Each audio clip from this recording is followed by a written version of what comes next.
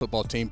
The intersection between life, football, and mental health. When you need help and you ask for help, you're operating from a position of power. When you need help and you don't ask for help, that's the weakness.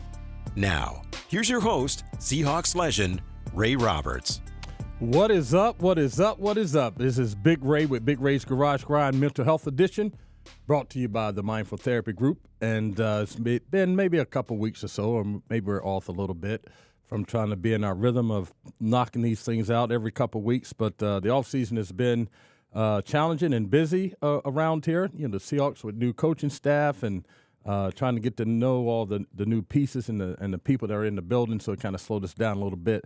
But we're back at it. And, I did just mention that we are brought to you by the Mindful Therapy Group. And, man, the more time I spend with Derek and Jessica Crain of the founders of the Mindful Therapy Group, the more I'm just unbelievably impressed by them. They were just recently awarded the Entrepreneurs of the Year in the Mountain West region by Ernst & Young. And Ernst & Young does this thing where they honor entrepreneurs for building equitable and sustainable and prosperous opportunities and experiences for the world, actually, you know.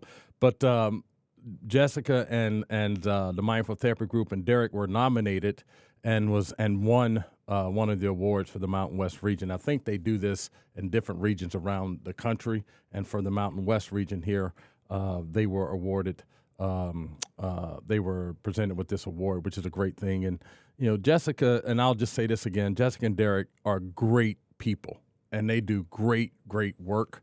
So big shout out to them and the Mindful Therapy Group. I know that they just recently opened up like an office in Denver, and I think one in Tempe, Arizona. I know they have one here in the Seattle area, and I think there's one down in the Portland, Oregon area. So they're doing great work around this mental health space and providing opportunities for therapists to kind of spread their wings and build their own roster of clients, but they're also delivering great work to clients that need it. So big shout out to them and thank them for allowing me to use their place down on Hood Canal for my birthday, which is pretty cool. Went there and spent some time with my girlfriend for about 4 days. Thanks to them for that too. Today, I wanted to talk a little bit about an opportunity that I had just recently, and it was through, I think, the Seahawks and the Seattle Sports Commission that the Surgeon General, Dr. Murthy, was in town, and they had a panel discussion around what he has called the epidemic of loneliness. And according to his reports and his advisory, this epidemic of loneliness was ramping up before the pandemic, and then has been just put in fast forward since the pandemic. And in the report, before the pandemic, 1 in 2 adults in America reported experiencing loneliness. And the word experiencing loneliness, is important, because the report is not just speaking about the feeling of loneliness, but experiencing loneliness when you're actually isolated and you're by yourself, you know, trying to manage life and do those types of things. And so it's important to know that it's not just some people will say like, oh, it's just all the feely stuff and this like hippie-ish kind of thing, but loneliness is a real thing. And loneliness is different than isolation. I mean, it's different than solitude, because loneliness is something that is kind of thrust upon you and it has negative impact. Solitude is where you're choosing to spend time by yourself, to be with yourself, to think things through, or journal, or write, or sleep, or go for walks, or go for hikes. That was a little transition I had to make in my mind around my own mental health journey, is that I would chalk everything up to loneliness, and it was really having a negative impact. And then started doing a little bit of study on what solitude is, and so then I could choose. Doesn't mean I wasn't still experiencing like isolation and loneliness, but there were times that I could choose solitude, and usually those were times when I was going for walks, or I would go for hikes. In the summer, I'd try to do a easy to moderate hike. You're not going to find me out there on the hard, steep trails, like with 8 buckets of water and sweating like crazy. I'm going to be really, really low key with it. But I'm just out there just to be in nature, seeing other people on the trail. I always take my I hike in my swim trunks and water shoes, because I hike to like waterfalls and bodies of water, and I jump in. It doesn't matter how cold it is. I jump in there. It's kind of cool to do it. But this idea around loneliness is a real one, and according to his advisor, it doesn't matter what the backgrounds are, whether it's your age or socioeconomic status or what have you. The feeling of being isolated and invisible and insignificant were major themes. And I think in some of the comments, I think I've read, people were making comments like I have to shoulder all of life burdens by myself, or if I disappear tomorrow, no one will even notice. And sometimes those comments, like, they sound kind of outrageous and things, but just in my own, before I get to that, I'm gonna come back to that idea around if I disappear, no one will even notice. But other things that were present in this report is that the loneliness and isolation is harmful to both the individual and to our societal health. Like, we're not meeting in groups of people and creating community and positive community, and the risk that are associated with loneliness is similar to those as if you're smoking 15 cigarettes a day. So things like cardiovascular disease, dementia, stroke, depression, anxiety, and premature death. Like, all of those things are associated with loneliness. The same as if you were smoking 15 cigarettes a day. So this is something that is that needs to be addressed.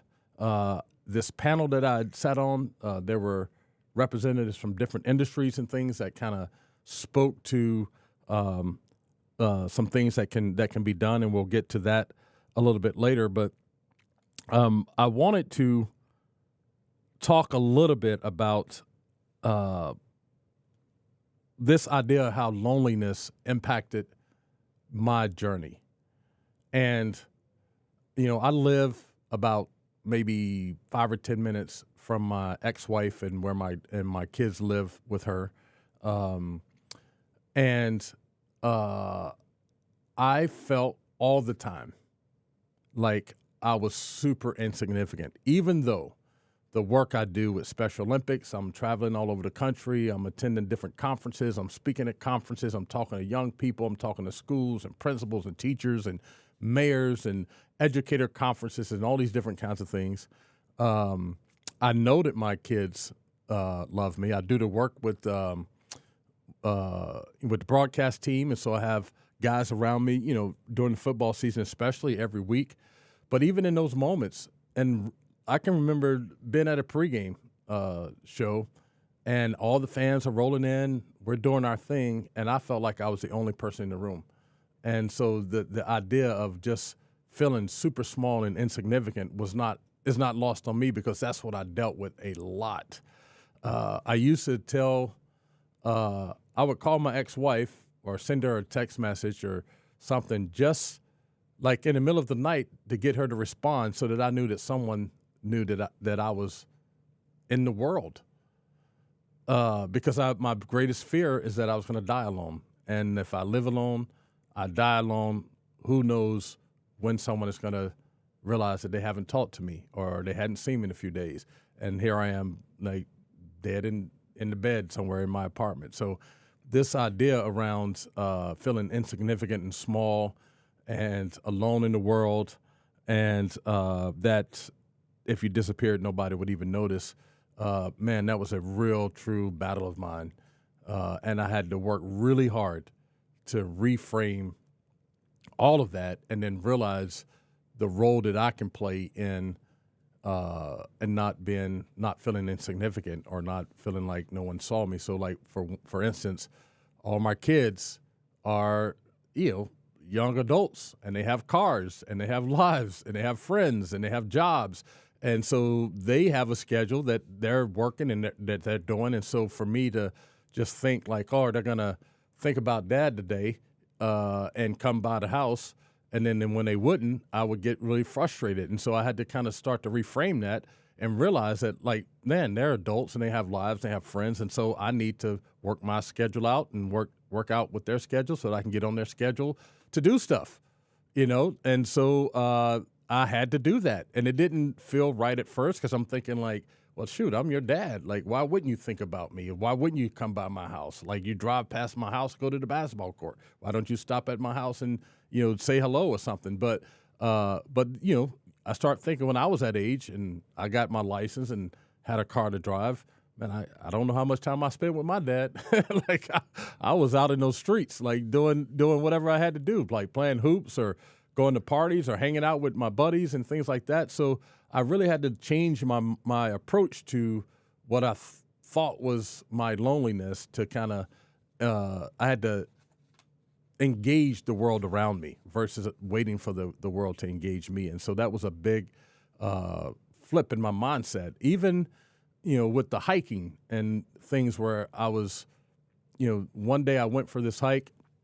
I think I was Deception Pass, Discovery Park over in Seattle, and pretty much walked the whole park.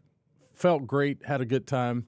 Got in my car, drove home, feeling really good, windows wide open, singing music, as loud as I can, just feeling really good about this great hike I just met some people on the trail, talked about the Seahawks a little bit, all this other kind of stuff. As soon as I walked in the door and I got home, I was like, man, but I'm still here by myself. And it wasn't like this creepy thing, like I need to have people around me or I'm some type of loner type of dude. It just felt like, wow, like I just felt like I had the best experience of the day of a weekend I could possibly have, and I come home and there's no one to share it with. I got really frustrated, really angry, went into the dump for about 2 or 3 days, just could not deal with it. And then when I spoke to my therapist, she said, well, Ray, how can you reframe that? And reframing is a way to look at a situation and see it in a different light, see it with different expectations and different emotions and things attached to it. And so when I reframed it, I said, you know what? I could have gotten home and said, like, man, I must have walked at least 10 miles round trip and got in, met a lot of cool people and had some great conversation and had a good time. And I could have reframed it as that and said, you know what? I'm going to reward myself and I'm going to kick back on the couch, have a couple beers, watch some sporting events or watch a movie or whatever, or take a nap or whatever, and rewarded myself in that situation and reframed it that way versus framing it as, well, here I am coming home alone again. And so then what I started doing after that was when I would go on these hikes, about a mile before I got back to my car, I would start reframing. Like, oh, okay, like I got this 3-mile hike in today. I jumped in the waterfall, had a great time. I'm about to get in the car. I'm going to go home. I'm going to grab ice cream cone on the way home. And I get home, I'm going to, watch a movie or go sit in the hot tub or whatever it is. And so about a mile out, I started kind of reframing my experience so that when I got home, I wasn't chalking it up as being lonely or being insignificant or disappearing. So I know sometimes people will think like that's some type of soft, like fruity kind of hippie-ish kind of a thing. But man, it can be just the messages that you tell yourself can be unbelievably powerful. And if you think about the conversations that we have throughout the day, we have the most conversations with ourselves. So like being kind to ourselves, speaking positive things to ourselves is important. And so that's kind of part of what reframing is. And that kind of speaks to some of this loneliness stuff that the Surgeon General is talking about. And so when you are faced with a lot of stuff that's going on in your life, whether it's like relationships or work or illness or, death in the family, all these types of things, when the burdens of life are on your shoulders and you start to feel this idea that you're all into this thing by yourself, that is the first indication that to one, reach out for help, someone to speak to, or two, practice this idea around reframing because it can really change how you think about it and how you see it, because the idea of loneliness, probably more than the anxiety and more than the panic attacks and more than the depression that I was experiencing, the idea of loneliness was so crippling. Like it would stop me from doing a whole lot of things because I just felt like nobody cared. I just felt like I was in this world by myself, trying to figure out what the heck was going on with me, and what I was gonna do. And so it is to this day still, and I've figured out ways to work with it. One of my biggest fears is dying alone. And when I do research around this idea of death and all these different kinds of things, that is probably one of the greatest fears in our country for people over 40, is this idea around dying alone. And dying alone could mean like been by yourself in your home, or if you're in a hospital and you're in a hospital bed and don't have family around you. I'm doing a talk in October 25th, I think it is, for the Hospice Care Center over at Evergreen Hospital, just on this idea of showing up and how to show up in people's lives in a way that that you help them live a good life to the end. So I know it sounds weird to think about this idea of loneliness, and like the one thing I couldn't quite figure out is like exactly how they measure it or judge it, but they have some type of system where they were measuring this idea around loneliness, and it's a real thing, and it's a real thing in our country and that we're dealing with. And even if you think about like just our daily routines of things, right? You think about our iPhone. I know that there's all types of like literature around how they came up with the name iPhone and what the I stands for.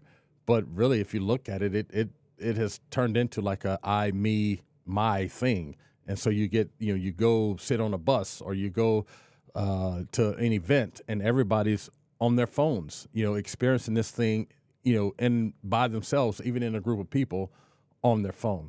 And so there's a lot of things that kind of, the technology and video games and streaming and all this other kind of stuff pulls us away from community, which then encourages more of this idea around loneliness. And so at this panel, they had 4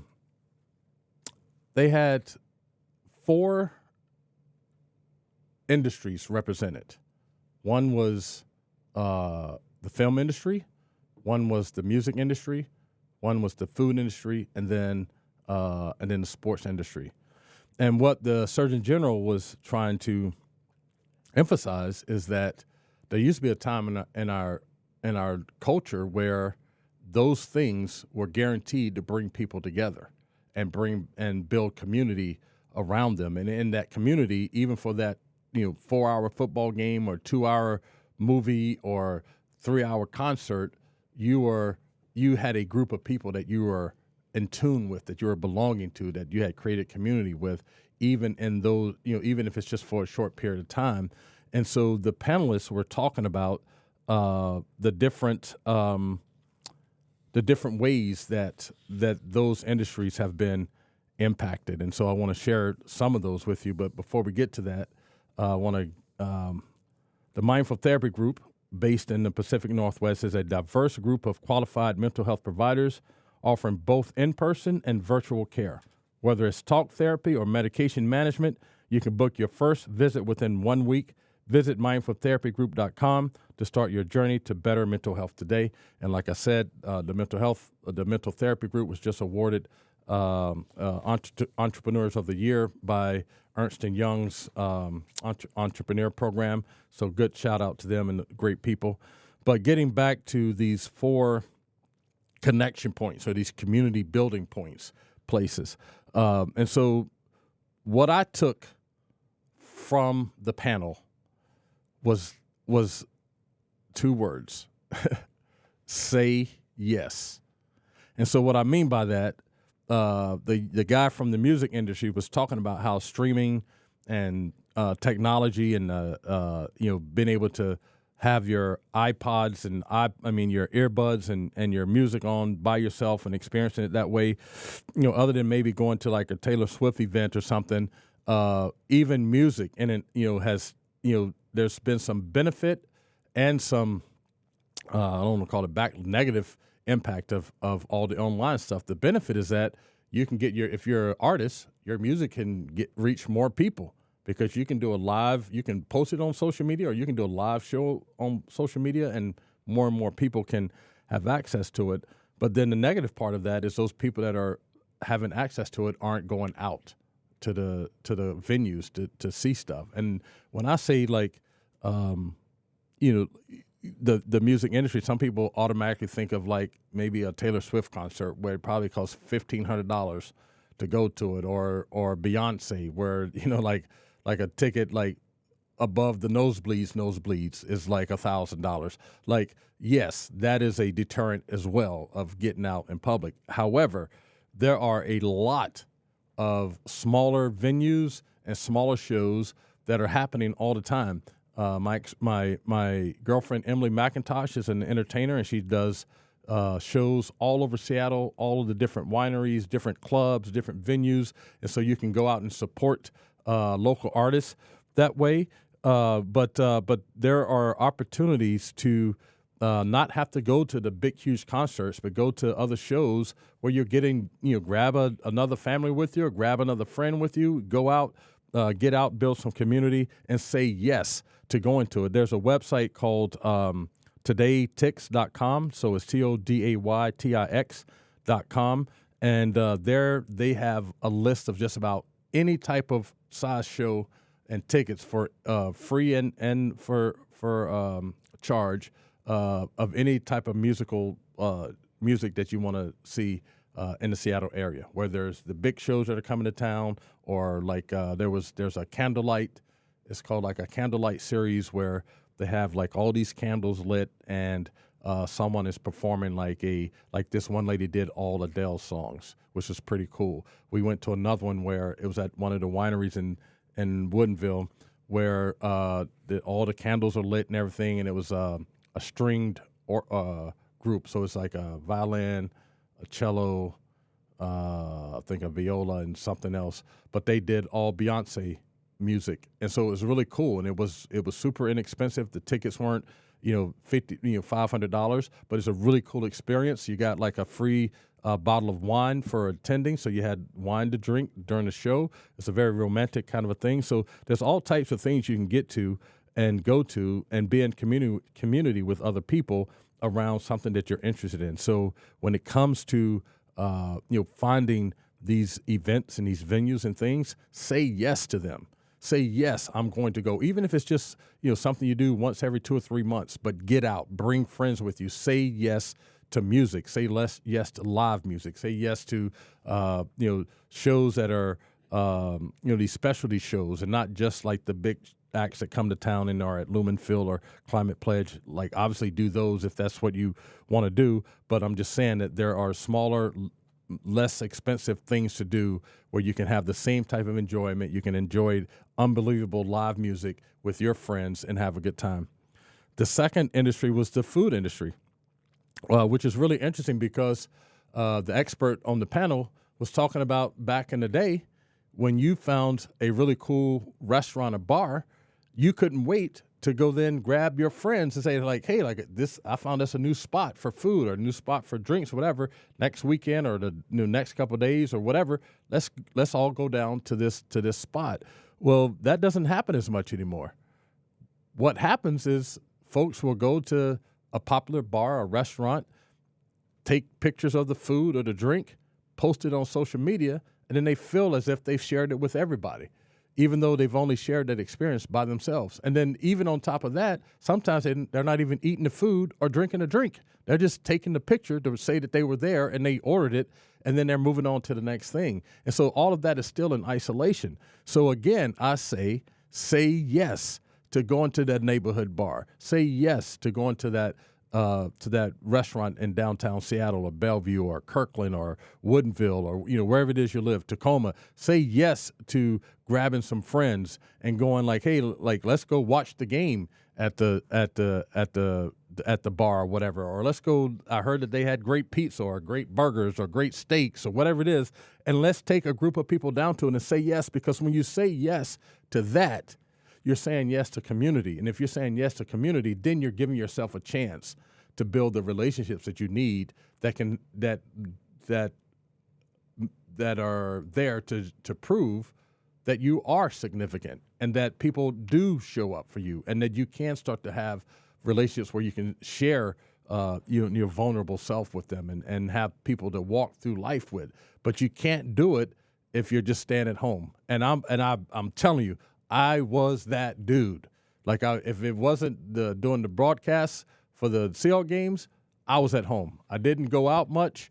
I didn't go out to eat much. I didn't do to the movies. I didn't do much with anybody. I stayed by myself a lot, and it was killing me, like spiritually, physically, mentally, the whole nine. I was dying because I was choosing to allow this idea around loneliness keep me in the home. So say yes to the music, say yes to the food, and going out and hanging out and having a good time with your friends. The third one was the film industry. Well, we know that like in the film industry, you have all the platforms like Netflix and everybody else that is streaming, Paramount TV, like, all the different streaming services where you can watch every movies that are currently in the theater a lot of times. So there's no need to leave the theater. And so you stay at home and you watch the movies. And that's cool. But when you really think about it, like, man, there's nothing like sitting in those big cushy chairs, having popcorn with way too much butter on it, and having a soda that's way too big for you to be drinking, like just making a diabetic out of all of us. But and then it's dark, it's a little bit chilly in the theater, and the big, huge screen. Like, I don't care, like, unless you have like a big, huge movie theater in your house, which some people do, man, you don't get that even off your 75-inch TV screen. Like, it's just different. And so when there's a great movie out and it's gotten great reviews, or there's an actor or actress in it that you like, or it's a remake of something that you saw in the past, man, say yes. Say yes to grabbing some friends and saying, hey, we're going to go grab some popcorn, or grabbing your kids and say, we're going to go grab some popcorn and some soda and a whole bunch of candy. And we're going to sit in these really comfortable chairs, even some now that have like the actual speakers in the chairs so you can feel like all the movement in the movie. You can feel it in your body as you're watching it. Like all those different things. Short story about the movie theater for all you dads out there that have young kids. One of my little... I don't know. I thought I was being tricky, but maybe people knew what I was doing the whole time. But I would always try to give my wife a break. And I'm like, hey, you know what? I'm going to take the kids to the movies. You just have a day to yourself. And what that really meant was the kids are going to be watching me and the movies, because I'm going to sleep for those 2 hours in the theater. It got dark and cold. I was getting some nice little bonus points because I was creating time for my wife to kind of go do her thing, watching the kids. But, man, I was sleeping like a mug up in there. Like, the kids would be, like, elbowing me, like, Dad, you're snoring. I'm like, oh, my bad. And then I have to wake up and be like, hey, what's happening in the movie? Dad, you're talking too loud. Like, all these different kinds of things. But I used to use the movie theater to get sleep. Like, honestly, like, I would I would do that. I thought I was, like, being slick about it. I'm sure my wife at the time probably knew what was going down. but because I took the kids to a lot of movies. But getting back to this idea around loneliness, say yes. Say yes to going and seeing the new blockbuster movie in the theaters, because you're also supporting like your local businesses and things like that. But you also have another chance to build community. And then when it comes to the last one, then also this expert on the panel in the film industry was saying in Seattle, there are always film festivals going on all year long. Almost every month, there's a different type of film festival happening in the Seattle area, whether it's around like different cultures or different themes or different things in life. There's these film festivals that are going on all the time in different sized movie theaters. And so if you go to siff.net, SIFF.net, you can find where all of these film festivals are happening and where all the shows and what they're about and all these different kinds of things. So say yes to that. Grab some friends and say yes, and go see a super cultural like movie about some other country or people or that's different to you, and maybe you learn something from it. But take the chance and invite other people and encourage them to say yes, because you're saying yes to building community. And then the last one was myself and I forget the young lady's last name, but Brittany. She plays for the women's professional soccer league here. We were representing the sports side of thing, and when you think about it, like the technology and the streaming and stuff is taking advantage of, is impacting that as well. I mean, you can watch, if you get the Sunday ticket, I know the prices are sky high, but you can watch every single NFL football game from your home, on your computer, sitting on the plane, sitting in the airport, like wherever you are, sitting at the beach. If you have the Wi-Fi connection, you can get to all those games. And more so than any other time in history to me, if it's a sporting event and they can broadcast it or stream it live, it doesn't matter if people are sitting in the stands. They're going to play it because people will sit and watch it. And if you're sitting and watching it, then they get a chance to do all the commercials and advertising. And if you're not clicking off during all that time, that's money for everybody. and it's all based on you not leaving your home. And so if you're doing that, then that just promotes more isolation and this feeling of loneliness. So say yes when someone says like, hey, I have 2 extra tickets to the Storm game, or I have 2 extra tickets to the Seahawks game, or hey, let's go buy some nosebleed seats, before the game and go watch. Say yes to all of that. Say yes to, like, for me, I go to high school sports. Football is football. Basketball is basketball. And it's very inexpensive. And so I go a lot of Woodinville High School men's and women's basketball games. I go to some Woodinville High School football games, even though my kids have graduated school.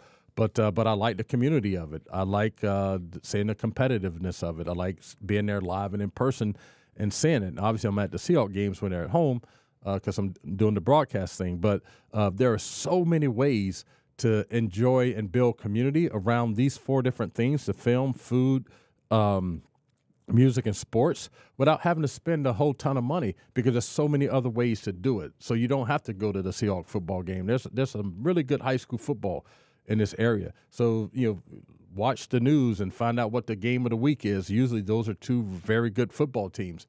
Go to the game, grab some people, be in community, cheer some folks on, have an opportunity to meet someone and build a community, build some relationships, and then you can defeat this idea around loneliness.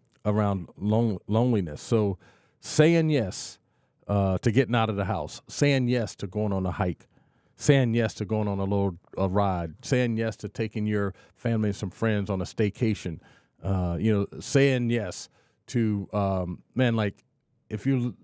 think it was last year I pulled up to my kid's house, and in the cul-de-sac, everyone had just put their chairs in the cul-de-sac, and the adults were sharing glasses of wine, and the kids were drinking sodas and running around and playing little games and stuff like that. There's a little bit of a music playing, and that didn't cost anything. They just rolled their chairs out to the cul-de-sac, sat out in the cul-de-sac, and was in conversation and community with the people around them. So you can say yes to defeating loneliness without having to come out the pocket really, really deep. And so, to me, there's a lot of things. Maybe I'll put up on the posting of this the link to the Surgeon General's advisory. But even in advisory, they give some more examples of things to do, to say yes to get out of the house and build community, and how to defeat this idea around loneliness. The last thing that I want to talk about is during our panel discussion, loneliness also, like we just said, it has all this impact on your cardiovascular system, the heart disease, cancer, all that, but it also has a major impact on your mental health.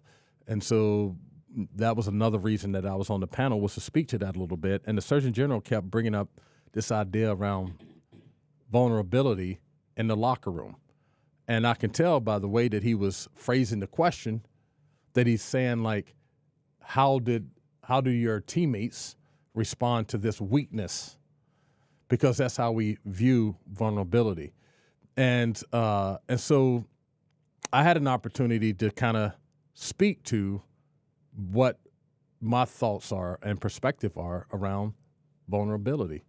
And so I said to him, the thing that's really interesting about vulnerability in our culture, and it needs a bit of a reframe, because when you're being vulnerable, you're choosing to share with someone else your deepest, darkest secrets, fears, failures, and things that aren't great in your life, struggles. Like, you're choosing to say, I'm at a point where I need to offload this with someone so that I can find space to breathe, so I can find space to live again. It takes a tremendous amount of courage, strength, and trust to do that. There is nothing weak about it.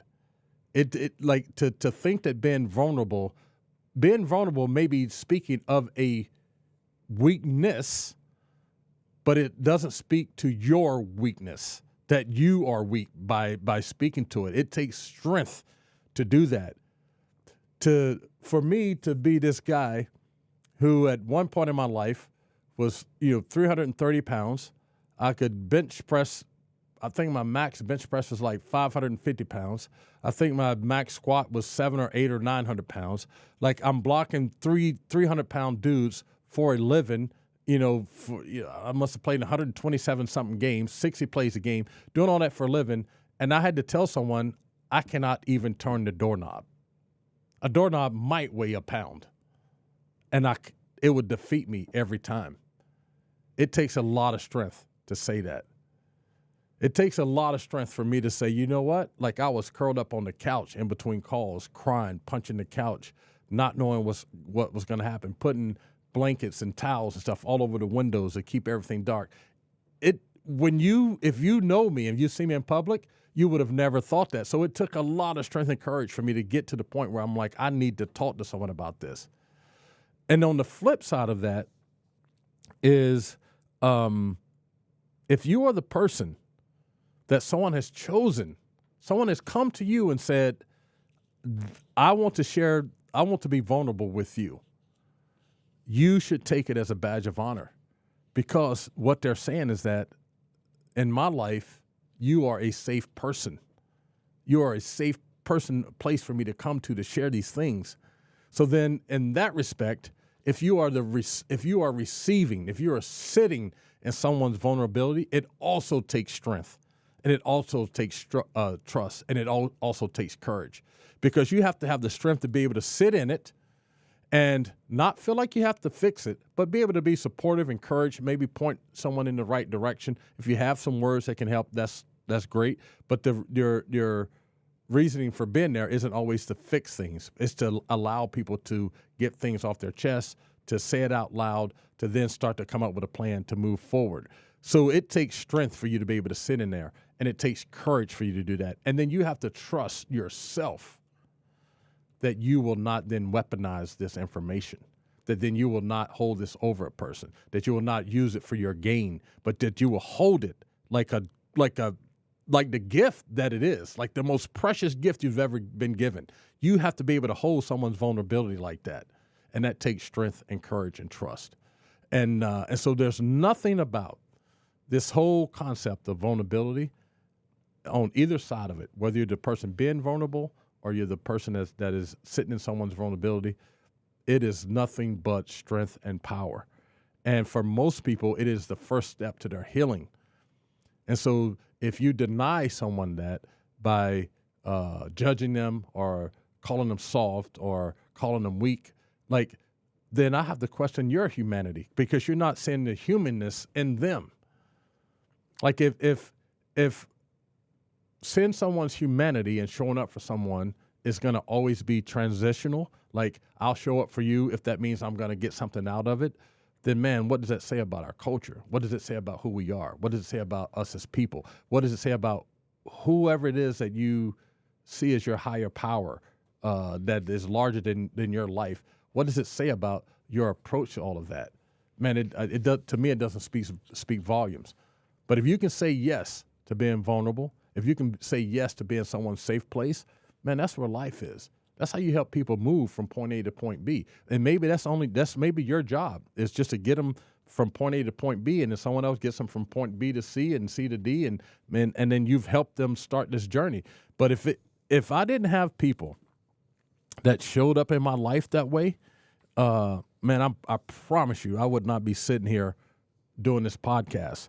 And for me, those people were my ex-wife, Beth, Sandy Gregory, who used to work for the Seahawks, and then the lady from the NFL Trust, Danielle Foreman. Those three people showed up for me in ways that kind of got me on this journey to this healing and getting myself off the couch, out of the house, out of this mindset of loneliness and anxiety and depression and all those kinds of things. And if they had looked at what was going on in my life and thought like, well, man, like you're this, look at all these things you've done in your life, and you're this, gladiator football player dude, like you shouldn't cry, you shouldn't have feelings, you shouldn't bleed, all these different kinds of things, then I would not have found the help that I needed. But those three people showed up. They've all been safe places for me to share. And then in their own right, they pointed me in the direction I should go. Beth didn't know exactly what to do, so she called Sandy Gregory. Sandy Gregory knew of some resources that the NFL had, so she called Danielle Foreman. Danielle Foreman at the Trust had access to all the resources, and said, okay, Ray, here's the place you should start. And so they got me to after the Impact program in Manchester, Michigan, that was sponsored and paid for by the NFL, and through that program, I found the healing that I needed. And so, like I said, being vulnerable to Beth, she didn't have to solve the problem, but she pointed me in the right direction. And then Sandy heard my story, and then she had a little bit more information than Beth, and she pointed me to the next person, and then that person got me to where I needed to go. So show up in people's life. The power of showing up is unbelievable. And showing up, it's interesting, like the talk I'm doing in October is titled The Power of Showing Up. And so I've researched all the different words in that phrase, the power of showing up. And so power is like you have like the ability, you have the necessary, and you have the means, you have the what it requires to do what it is that you have to do. And then showing up in the sense of showing up for other people means that you're showing up with intention and you're showing up with purpose for someone else. So when you say that someone has the power, when you have the power to show up, you have the ability to be purposeful and intentional and showing up for someone else. And to me, that speaks to humanity. And if you don't have that, then man, like maybe you need some help on your own. And I'm not saying that's a bad thing, but I'm just saying if you in your life don't have people that can show up for you and you can show up for people, and it doesn't have to be big, major, life-changing things, but you can show up for people when they're in crisis or they're in struggle or they're feeling lonely or they're just in a tough spot in their life. When you can show up for them like that, that is a powerful thing. That is a humanity thing. That is like living for something greater than yourself thing. It's a selfless, sacrificial thing. And we should all be willing to both be vulnerable and also be a safe person for other people to show up. I know that that's probably not as long an episode as we normally have, but I just want you to know that, like, in this, our culture of my generation of, I just turned 55 a couple weeks ago. And so people around my age, mid-40s, around this whole idea of calling our young people soft or not tough, and we were tougher and all these other kinds of things, man, you are doing humanity a disservice by doing that, because there are people who are afraid to say what's going on in their lives. And so they are literally dying in loneliness, they're dying in isolation, and they're dying in silence because we are silencing them by saying, like, oh, if you share this or you think that or you're feeling this thing, then you're being a soft, you're a cupcake, all these different kinds of things. And like we shared in the previous podcast, there's a lot of men that live and think that way, and but men that are over 40 commit suicide at a rate 4 times greater than women. And so the idea of holding on to this idea of toughness is killing people. It is really killing people. So I'm not saying that you have to go out and cry a river and all that other kind of stuff. But man, if you are in a place of crisis, if you're in a place of struggle, if you're in a place of mental anguish, and you feel like you can't fight your way out of a wet paper bag, you better reach out to somebody. You can, if there's different types of crisis line. I think it's 988 is the suicide lifeline that you can call, but you can also call that line if you're just in crisis. It doesn't necessarily mean that you're about to cause harm to yourself, but obviously if you are, that's a number to call. But there are people that are willing to help, and mental health is becoming more and more mainstream. And if you can get yourself out of the mindset that sharing how you feel and needing help for how you feel is a weakness, and that means that you're not tough, then you can get the help that you need.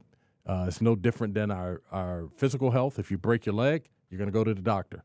If you get some type of cold or some other type of illness, you're gonna go to the doctor and get what you need to heal yourself. Well, our mentals get broken sometimes, and they need heal. And there are people that are willing, ready, and able to help you. So, again, want to thank you guys for tuning in and for listening. I hope that that you will say yes to more things that will get you out in the community and give you an opportunity to build relationships. I want to give another shout out to Derek and Jessica Crain for the mental health mindful therapy group and all the things that they've done. Hopefully, we're going to have Derek on for an interview probably near the end of July. I think he's on the road. They have a couple other places to open up. So stay tuned for that. And like always, it is okay to not be okay. If you're experiencing a mental health crisis, reach out to your healthcare provider for assistance or guidance. So you can also dial 988 for the suicide and crisis lifeline. And then number 3, when you need help and you ask for help, you're operating from a position of power. So that's it from me, Big Ray. Thank you for tuning in. Until next time, peace. And I'm out.